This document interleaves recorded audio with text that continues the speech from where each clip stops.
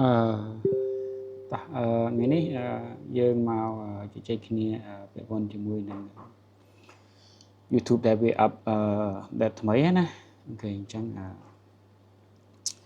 អ្វីដែល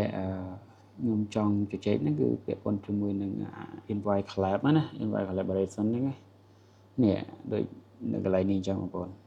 អញ្ចឹងយើងមកនិយាយអំពីហានិភ័យហើយនិងអត្ថប្រយោជន៍របស់ invite collaboration ហ្នឹងអញ្ចឹងខ្ញុំនឹងនិយាយអំពីអត្ថប្រយោជន៍មុនអូខេហើយបន្ទាប់មកខ្ញុំនឹងនិយាយហានិភ័យក្នុងការដែលយើងប្រើប្រាស់នៅ function ថ្មី feature ថ្មីហ្នឹងណាអូខេអញ្ចឹងពាក់ព័ន្ធជាមួយនឹងអត្ថប្រយោជន៍របស់វាគឺ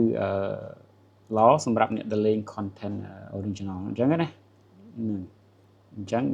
បងប្អូនអាចដឹងហើយគ្រាន់តែខ្ញុំបង្ហើបប៉ុណ្ណឹងអញ្ចឹងបើន័យថាវាមានអត្ថប្រយោជន៍សម្រាប់អ្នកលេង original ប៉ុន្តែវានឹងអាចមានហានិភ័យសម្រាប់អ្នកលេងកណ្ដាលអូខេអញ្ចឹងមានន័យថាបើសិនតែយើងមាន channel ច្រើនអញ្ចឹងហើយយើងចង់ផុសវីដេអូហ្នឹងចូលទៅផុសវីដេអូមួយហ្នឹងទៅគ្រប់ channel អញ្ចឹងណាអញ្ចឹងសម្រាប់ original គឺវាល្អអញ្ចឹងបងប្អូនពួកវាអត់មានហានិភ័យថាខូចឬក៏អីទេអញ្ចឹងណានេះអូខេអញ្ចឹងនៅពេលធម្មតានៅពេលដែលយើងអាប់ឡូតវីដេអូថ្មីអញ្ចឹងនៅកន្លែងក្រោមនេះវាមានបន្ថែមនៅពាក្យ invite collab នេះកន្លែងនេះអញ្ចឹងណាអញ្ចឹងបងប្អូនអាច invite channel ដែលយើងចង់នេះណាចង់ផុសដែរចង់ឲ្យវាចូលទៅក្នុង channel នឹងដែរអញ្ចឹងយើងប្រើប្រាស់នៅ invite collaborator នេះអញ្ចឹងណា channel ផ្សេងយើងទៀតហ្នឹងសម្រាប់ original វាល្អយ៉ា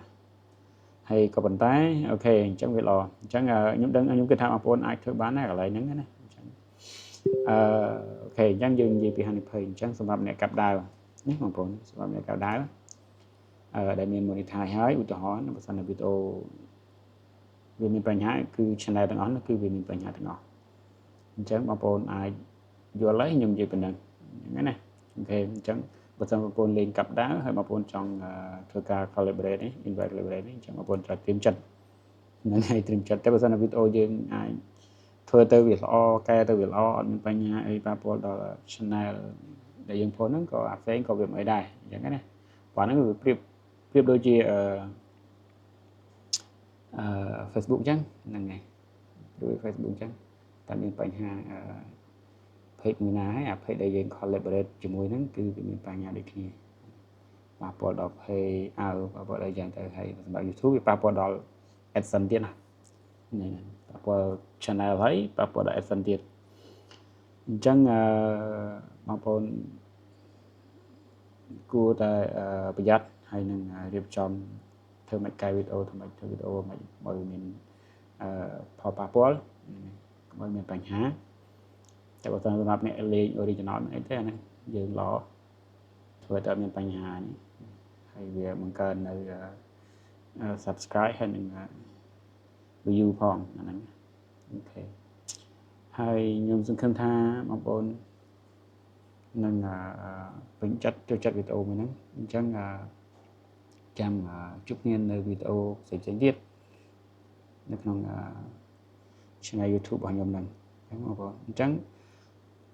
តែបើសិនបងប្អូនអត់ទាន់ច្បាស់អំពីinvite collab នេះឃើញទេបងប្អូនអូខេចាំពេលខ្ញុំមិញខ្ញុំបានចូលអញ្ចឹងគាត់ថានេះ full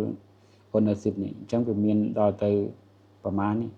ឃើញទេបងប្អូនវាមានដល់ទៅ3មុខងារនេះដែលយើងអញ្ចឹងកន្លែង channel ដែលយើង search ដែលយើងចង់ invite យើង copy link មកផាសនៅហ្នឹងក៏បានដែរឬក៏យើង search channel បើ search អត់ឃើញឈ្មោះយើងcopy link ពី channel យើងហ្នឹងមកដាក់នេះមកឃើញដូចគ្នាហើយយើង save អញ្ចឹងទៅអូខេអញ្ចឹងជួបគ្នានៅវីដេអូក្រោយបងប្អូន